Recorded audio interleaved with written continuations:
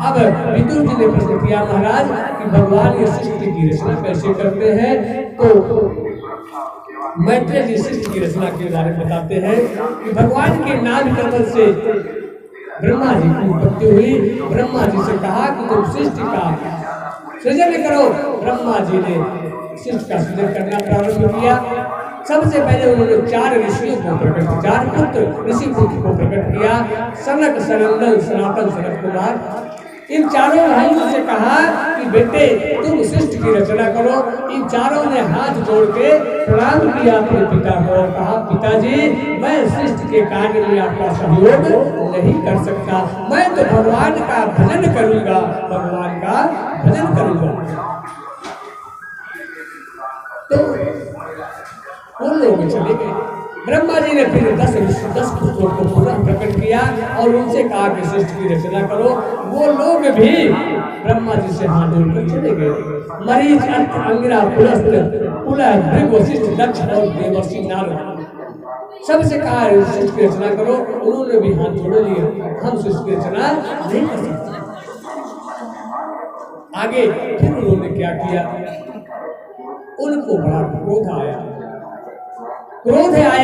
उनका क्रोध इतना आया कि उनका क्रोध जो है वो भृगु का भेदन करते हुए उनके सामने प्रकट हो गया रुद्र के रूप में। बोले रुद्र भगवान की जय, शंकर भगवान की जय। भगवान शंकर ने हाथ जोड़ के कहा कि प्रिय पितामह क्या आदेश है? बोले सृष्टि की रचना करो। बोले एवं वस्तु आपका आदेश शिरोधार्य, सृष्टि की रचना करना प्रारंभ कर देते हैं। वो क्या करिए कि इधर उधर भूत प्रेत पिशाच आदि गण बनाना प्रारंभ कर दिए। ब्रह्मा जी ने जब देखा कि ये तो ऐसी सृष्टि का सृजन करेंगे, उन्होंने कहा तुम रुक जाओ, ऐसी सृष्टि की मुझे जरूरत नहीं है। शिव जी हाथ जोड़कर खड़े हो गए। ठीक है पितामह जैसे आपका ऐसी आपकी आज्ञा। रुक गए। फिर ब्रह्मा जी ने अपने वामांग और दाहिने अंग से एक स्त्री पुरुष के जोड़े को प्रकट किया जो मन शत्रुपा के रूप में हुए और उन्हीं से ही सारी सृष्टि का संचालन हुआ। वहीं से सारी सृष्टि हमारी चली। जब मनुष्य शत्रुपा को प्रकट किया, उनसे कहा कि सृष्टि की रचना करो। तो महाराज ने कहा ठीक है महाराज मैं करूंगा। तो उन्होंने पूछा कि महाराज लेकिन मैं जो सृष्टि की रचना करूंगा वो लोग रहेंगे कहाँ? यहाँ तो मुझे चारों तरफ जल ही जल दिखाई दे रहा है, वो रहेंगे कहाँ? उनके रहने की कोई व्यवस्था बताइए। जब ये पूछा तो उन्होंने कहा ठीक है। तब उनको ध्यान आया भगवान का, और भगवान का ध्यान जब आया उनको छींक आई और उनके नासिका से भगवान का 12 अवतार छोटे से रूप में प्रकट हो गए जो धीरे धीरे विशाल काय हो गए। बोलो वराह भगवान की जय हो। जिन्होंने हिरण्याक्ष का वध किया और धरती को ला करके पुनः अपने स्थान पर स्थापित किया। बोलो वृंदावन बिहारी लाल की जय हो। अब इनके महाराज मनु के 2 बेटे और 3 कन्याएं हुई। आकृति, देवहूति और प्रसूति, और 2 पुत्र हुए उत्तानपाद और प्रियव्रत। तो पहले आकृति जो इनकी मझली बेटी थी उनका विवाह, देवहूति का विवाह जो मझली बेटी थी, आकृति, देवहूति और प्रसूति, देवहूति का विवाह जो है कर्दम मुनि के साथ हुआ। तो कर्दम मुनि के साथ जब विवाह हुआ तो कर्दम मुनि ने एक प्रश्न रखा कि देखो विवाह तो मैं कर लूंगा लेकिन एक संतान होते ही मैं यहाँ घर छोड़ दूंगा। अपनी पत्नी से कहा देवहूति से देवी इस शर्त पर अगर तुम विवाह करना पसंद करो तो मैं करूंगा। देवहूति ने कहा ठीक है महाराज, पिताजी जो मेरे कह रहे हैं वो मुझे स्वीकार है। उनका विवाह कर्दम मुनि के साथ हो गया। कर्दम मुनि विवाह के बाद समाधि लगा करके बैठ गए। समाधि में कर्दम मुनि बैठ गए और इधर देवहूति माँ उनके अपने सारे आभूषणों और श्रृंगार को उतार करके रख देती है और अपने पति की सेवा में समर्पित भाव से लग जाती है। बहुत दिन बीत जाने के बाद कर्तव्य जब जगे तो देखे कि देवहूति तो एकदम निर्बल हो गई है, शरीर इनका एकदम बेकार हो गया है। उन्होंने कहा कि देवी तुमने मेरे लिए इतना कुछ किया। देवहूति माँ ने कहा कि स्वामी ये तो मेरा धर्म था, मैंने अपने पति की सेवा की है, यही तो एक स्त्री का धर्म है। स्त्री का धर्म क्या है? स्त्री के 3 ही धर्म है। बाबा गोस्वामी तुलसीदास जी लिखते हैं। माँ मैना पार्वती जी को समझा रही है कि देवी तुम्हारा धर्म क्या है। ध्यान से सुनिएगा। कि करहु सदा शंकर पद पूजा, करहु सदा शंकर पद पूजा, करहु सदा शंकर पद पूजा,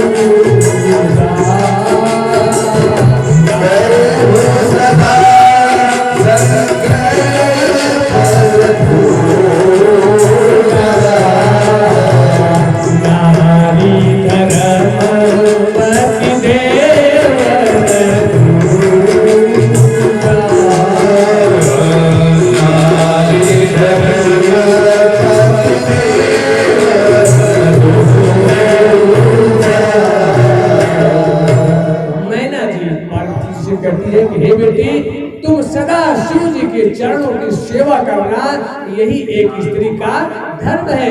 स्त्री के लिए पति के समान कोई देवता नहीं है। पति की पूजा करना ही एक स्त्री का परम धर्म है, कर्तव्य है। और आगे फिर दूसरा धर्म क्या लिखते हैं कि एक ही धर्म एक व्रत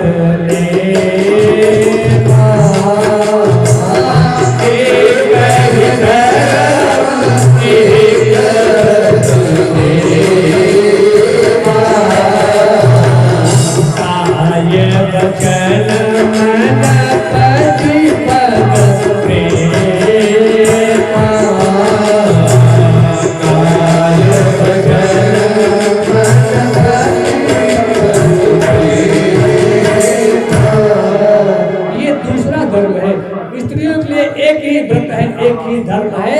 एक ही नियम है कि मन वचन कर्म से पति की सेवा पूजा करना ये धर्म है। और तीसरी बात आती है क्या?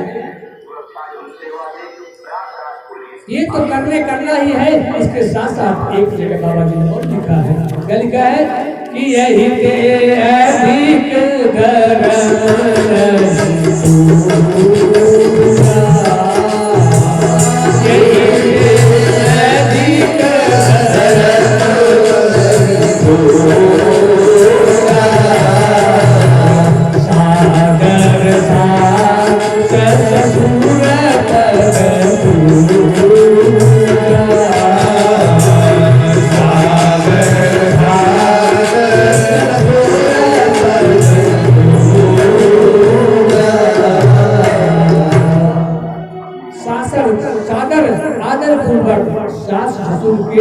पूजा करना, उनकी सेवा करना, ये भी इनका एक धर्म है।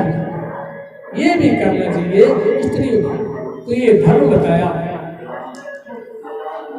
और एक बात और बहुत सुंदर बाबा जी ने लिखा है, वो माताओं के लिए है।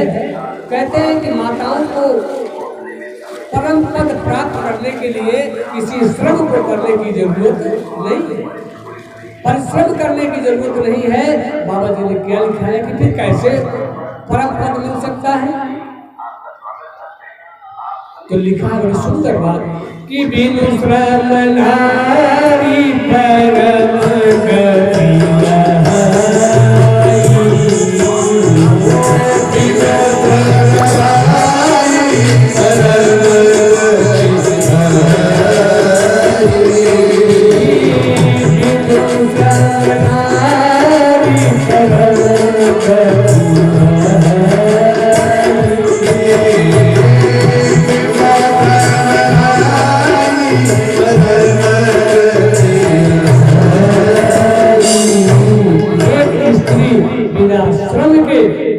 परम पद को प्राप्त कर सकती है।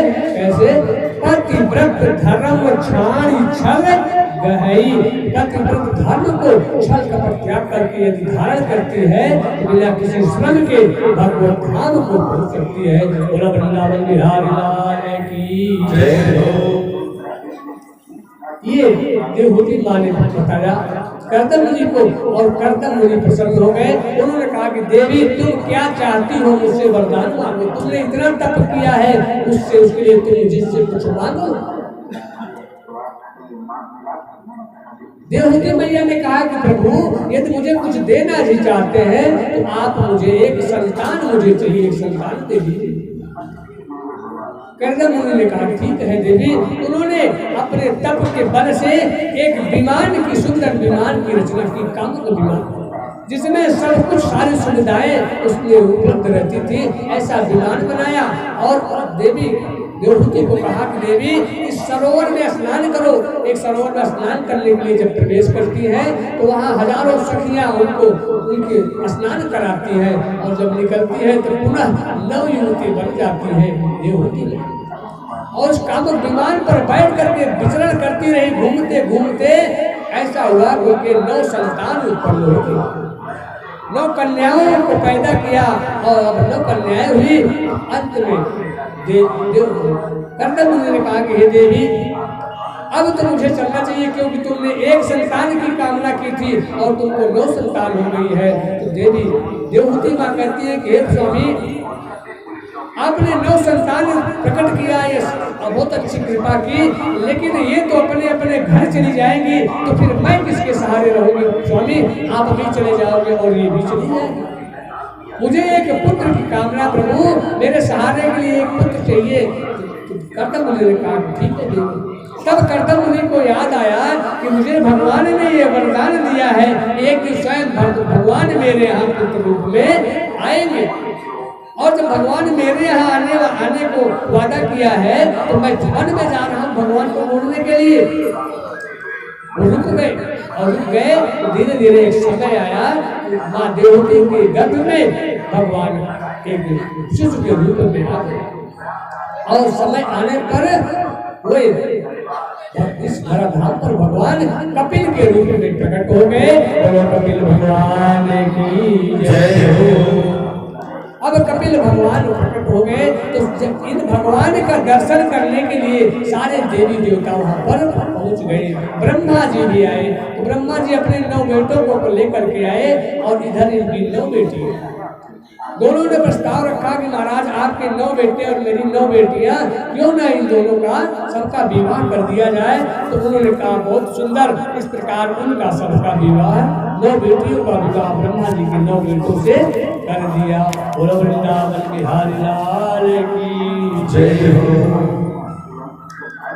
9 बेटियों का विवाह 9 बेटों से जब हो गया और अपने अपने घर को चली गई, और इधर कर्दम मुनि ने कहा कि देवी अब तो मुझे वन जाना चाहिए। और इस बार देवहूति माँ ने उनको रोका नहीं, कहा ठीक है प्रभु अब आप जा सकते हैं।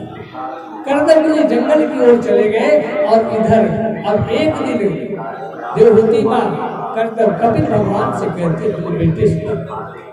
बेटे से कहती है कि हे बेटा आज मैं तुझे बेटा नहीं, आज भगवान के रूप में तुम्हारे सामने खड़ी। तू भगवान है, मैंने सुना है कि तू नारायण का अवतार है, इसलिए मैं तुमसे एक निवेदन करना चाहता हूँ। बोले माँ क्या कहती हो? बोले नहीं बेटा, मैंने सुना है कि तू नारायण का अवतार है, इसलिए मेरे प्रश्न का उत्तर दे। बोले बोल बताओ भैया क्या कहती हो? देवहूति माँ ने कहा कि बेटा मुझे भगवान की कृपा से सब कुछ मिला। मैं एक राजघराने की बेटी राजपुत्री, और कर्दम जैसे मेरे पति मिले, कामक विमान जैसा मेरी सुविधाएं मिली कि जिसमें सब कुछ उपलब्ध था। अत्रि वशिष्ठ जैसे मेरे दामाद हुए, अरुंधति जैसी मेरी बेटियां हुई, सब कुछ मेरे पास। सब हम तो ये कहते हैं कि जो सुख संपत्ति मेरे पास है बेटा, ऐसा शायद संसार की कोई स्त्री इसका भोग कर पाई हो, किसी को मिला हो। लेकिन इतना सब कुछ होने के बाद भी बेटा मेरे मन को संतोष नहीं है, मेरा मन शांत नहीं है, मुझे क्या करना चाहिए? क्या करूं कि मेरे मन को संतोष हो। यानी कहने का भाव यह है कि सब कुछ हो जाने के बाद भी आदमी को कभी संतोष नहीं होता, हमेशा मन भटकता रहता है। तो उन्होंने कहा कि माँ, अगर तुमको इससे मुक्ति चाहिए, संतोष चाहिए, तो एक काम करना पड़ेगा, संतों की संगत करनी पड़ेगी। संत ही एक ऐसे हैं जो आपको इनसे मुक्ति दिला सकते हैं और कोई दिला नहीं सकते। बोले संत? कहना हाँ। बोले कैसे? बोले माँ, एक दुर्व्यसनी जो होता है उसके साथ अगर हम आप कुछ दिन तक लग जाए तो धीरे धीरे वो अपने दुर्व्यसन का शिकार अगर बना सकता है, तो क्या एक संत जो भगवान का सेवक है, हर क्षण भगवान का भजन कीर्तन जाप जप तप करता रहता है, क्या वो अपने कार्य में आपको नहीं लगा देगा? लगा देगा। माँ, संत का संग करो। सबसे पहले आसन को जीतो, एक आसन पर बैठ जाओ, संत का संग करो। बोले बेटा, इस संत की पहचान क्या है? संत कैसे पहचाने जाए? कौन संत है और कौन असंत है? आजकल तो बहुत सारे संत बने घूम रहे हैं, सब संत ही संत घूम रहे हैं, फिर पहचान इनकी क्या है? बोले संत की पहचान 5 लक्षण बताए गए। संत क्या कहा? पहला लक्षण ये है कि तितिक्षवः कारुणिकाः सुहृदः सर्वदेहिनाम् अजातशत्रुवः शान्ताः साधवः साधुभूषणः। ये साधु के 5 लक्षण है। क्या? पहला लक्षण है तितिक्षवा। तितिक्षवा मतलब क्या होता है कि वो हर स्थिति में हर कुछ सहने के लिए तत्पर रहते हैं। उनको 100 किलो की माला पहना दो तो बहुत ज्यादा प्रसन्न नहीं होते, और उनको कुछ डांट करके भगा दो कभी वो नाराज नहीं होते। यानी हर कुछ सहन करने की क्षमता उनके अंदर होती है। जिसके अंदर हो वो साधु कहलाने का अधिकारी कहलाता है। पहला गुण क्या है? तितिक्षवा। कारुणिक होते हैं, मतलब इनके अंदर दया भाव होता है, दूसरे के दुख को देख करके सह नहीं पाते और स्वयं परेशान होने लगते हैं। इनको जो द्वंद्व कष्ट मिलता है वो दूसरों को सुख देने में मिलता है, अपने सुख देने में इनको कोई कष्ट नहीं मिलता। दूसरों को सुखी रखने के लिए भी अपने आप को दुख के गड्ढे में धकेलते हैं। ऐसा दूसरा लक्षण ये है। सुहृदः सर्वदेहिनाम्, ये सर्व अपने सुहृद को सारे शरीरधारियों में अपने सुहृद का दर्शन करते हैं, यानी सबको अपना मानते हैं, किसी को पराया नहीं मानते। और जब सबको अपना ही मानेंगे तो हमारे बीच में शत्रु कहाँ रह जाएंगे? कोई शत्रु रह ही नहीं जाएगा। अजात शत्रु हो जाते हैं और हर स्थिति में शांत रहते हैं। ये साधु के 5 लक्षण बताए गए। माँ, संत की संगत करो, ये तुम्हें भगवान के तरफ घुमा देंगे, लगा देंगे। ये कहा। अब बोले ना बेटा, अच्छा ये बताओ भक्त कितने प्रकार के होते हैं? जब भक्त का प्रकार पूछा तो कपिल भगवान कहते हैं कि माँ, भक्त जो है 3 प्रकार के होते हैं। वृंदावन बिहारी लाल की जय हो, आनंद कंद भगवान की जय। जय सीता राम, जय जय राधे श्याम। बोले भक्त कितने प्रकार के होते हैं माँ? बेटा, तो भक्त का प्रकार बताते हैं माँ। सबसे साधारण भक्त कौन है जानते हैं? एक बार प्रेम से बोले वृंदावन बिहारी लाल की जय हो, भगवान की जय हो। आइए दो लाइन करते हुए अब आगे जो हम लोग बढ़ते हैं। बोला वृंदावन बिहारी लाल की जय हो। सब लोग प्रेम से कहिएगा क्या? कि नटवर नागर नंदा भजरे मने Hare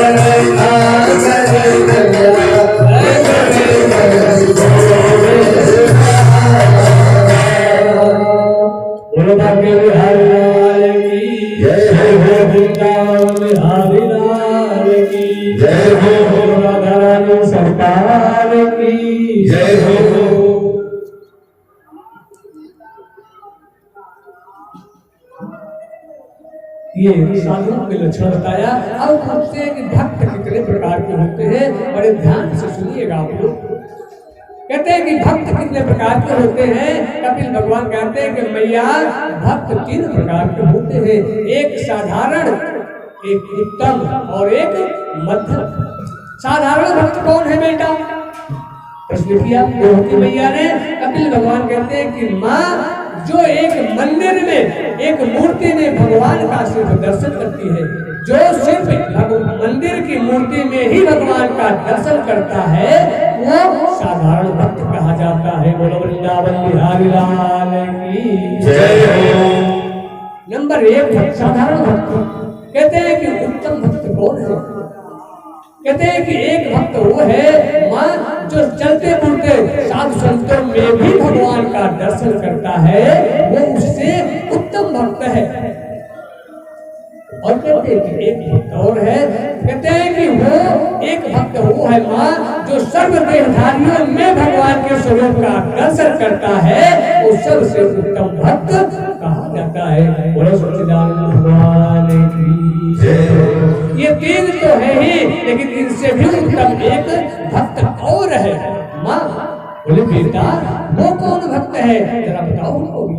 कहते हैं माँ वो भक्त ऐसा है कि जो जीवन भर हमारी तपस्या करता है, पूजा करता है, आराधना करता है, वंदन करता है, मेरे लिए सब दुख सहता है, लेकिन फिर भी मुझसे कभी कुछ मांगता नहीं है। और अगर मैं प्रकट भी हो जाऊं उसके सामने, अगर कहूं कि बेटा तुम मेरी खुशी के लिए कुछ मांग लो, तो भी वो कुछ नहीं मांगता।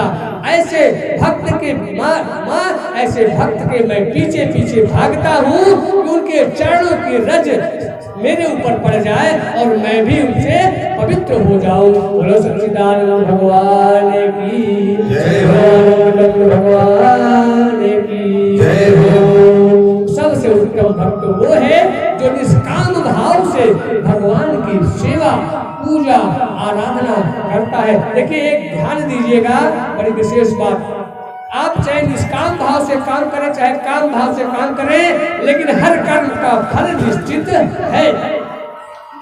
आज नहीं तो कल वो भी देखता है कि कौन किस भाव से मेरी पूजा करता है। वो नहीं चाहता तो भी कभी न कभी जरूरत पड़ने पर उसको मैं दे दूं। एक छोटा सा प्रसंग आता है। एक सेठ और सेठानी पंडित जी थे। पंडित जी हमेशा उनके घर के सामने एक मंदिर थी, उसमें हमेशा भगवान की ये श्री रामचरितमानस श्रीमद् भागवत लेकर के हमेशा पढ़ते रहते थे, हमेशा उसी का ध्यान करते। उनके कुछ बच्चे भी थे, तो एक दिन घर में भोजन उनके लिए कुछ था नहीं, भोजन बच्चों के लिए। पंडितानी ने कहा जब देखी घर में कुछ नहीं है तो बड़ी दुखी हो गई बेचारी। क्या बोले बच्चों को क्या दुखाने के लिए, तो उनको बड़ा क्रोध आया, गुस्सा आया, और गुस्सा आया तो गई सीधा मंदिर में पहुंच गई पंडित जी के पास।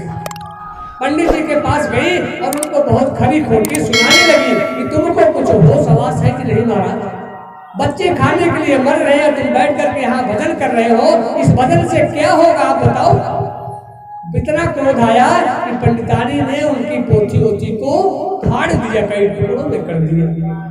अब पंडित जी शांत होकर के बैठे हैं कि मैं क्या करूं, और बड़ी क्रोध में फाड़ फोड़ करके पंडितानी जी अपने घर को चली गई। अब पंडित जी उसको उठा करके जोड़ने लगे, किसी प्रकार से सारी पुस्तक को सही किया और फिर भगवान का भजन करने लगे। इधर भगवान जब पंडितानी अपने घर में जाती है पंडिताई, तो इधर भगवान ने एक सेठ आया, उनके सेठ के रूप में भगवान ही आए और उनके दरवाजे पर सिटकड़ी को खटखटाया, जंजीर को खटखटाया, आवाज लगाई कि कौन है। अंदर से आवाज आई कौन हो। बोले खोलो, मैं एक सेठ हूँ आया हूँ। दरवाजा खुला, उन्होंने कहा कि कहिए क्या आदेश है। सेठ ने कहा कि ऐसा है कि आपके पति जो है ना वो मेरे यहाँ नौकरी करते हैं, आपके पति मेरे यहाँ नौकरी करते हैं, और जब वो मेरे यहाँ नौकरी करने के लिए आए थे तो उन्होंने एक शर्त रखी थी। शर्त ये रखी थी कि महाराज मुझे कोई तनख्वाह नहीं चाहिए, जब जरूरत होगी तो हम ले लेंगे, लेकिन मुझे तनख्वाह की कोई आवश्यकता नहीं है, आप जब मर्जी दीजिएगा। तो देवी उनकी तनख्वाह इतनी हो गई कि मेरे यहाँ ये न जाने कितने रुपए उनके पड़े हुए मेरे यहाँ, हीरे मोती पड़े हैं उनके कमाई के। तो देवी कुछ मैं लेकर के आया हूँ, दे दूं, इसको आप ले लीजिए और कुछ भार हमारे ऊपर कम हो जाए। और जब ये सुनी तो देवी जी सारे उस 3-4 टोकरी में जो मणि माणिक रखे थे सबको अंदर करवा लिया अपने, और भगवान रूपी सेठ वहां से चले गए। अब इन्होंने क्या किया कि उसको निकाला उसको टोकरी में से और ले जाकर के बाजार में बेच दिया, और बेच करके घर में खाने होने वाले सारे सामान लेकर के चली आई और बढ़िया माल पूरा घर में बनाने लगी। सब बच्चों को खिलाया पिलाया। अब मन सोच रही है कि धन्य हो स्वामी, आपने मुझे बताया नहीं, मैंने तुम्हें कितनी खरी खोटी सुना दी। आप नौकरी भी करते हो, आपकी इतनी तनख्वाह रखी है तो आपने मुझे बताया नहीं। मन दुखी भी है। और इतने में पंडित जी रात में जब शाम हुई तो सोचे कि चले घर चले। वो भी डर रहे हैं कि अभी और न कुछ घर में पहुंचने के बाद सुनाने लगे, अभी तो पोथी फाड़ी है, कहीं डंडा न उठ जाए।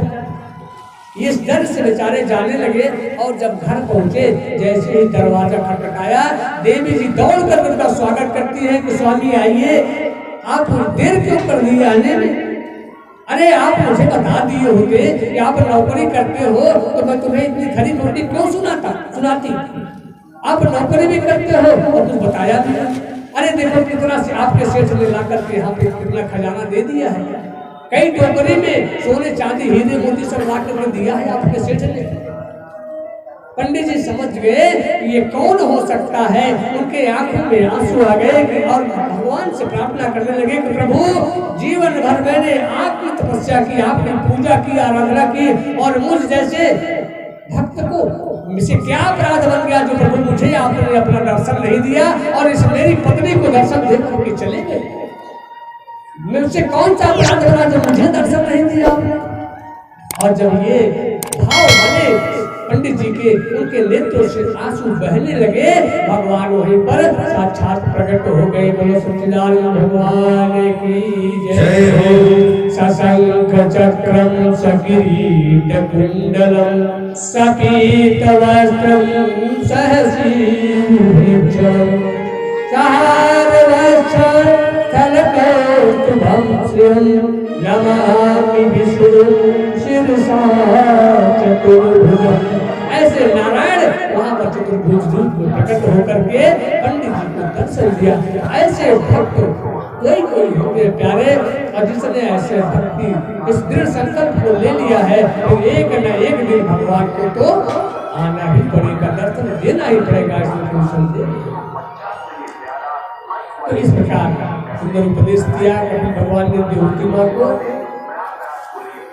और सुंदर उपदेश दे करके माँ देवहूति एक आसन पर बैठ गई, भगवान का ध्यान करने लगी। उनका शरीर जल रूप में परिणित हो गया और कपिल भगवान वहां से माँ से विदा लेकर के गंगा सागर की ओर चले गए, जहाँ सागर ने उनको अपने बीच में स्थान दिया, जहाँ आज भी कपिल भगवान का आश्रम बना हुआ, जहाँ पे हम लोग हर ये मकर संक्रांति को स्नान करने के लिए लोग जाते दर्शन करते हैं। बोलो कपिल भगवान की जय हो। बोलो आनंद कंद भगवान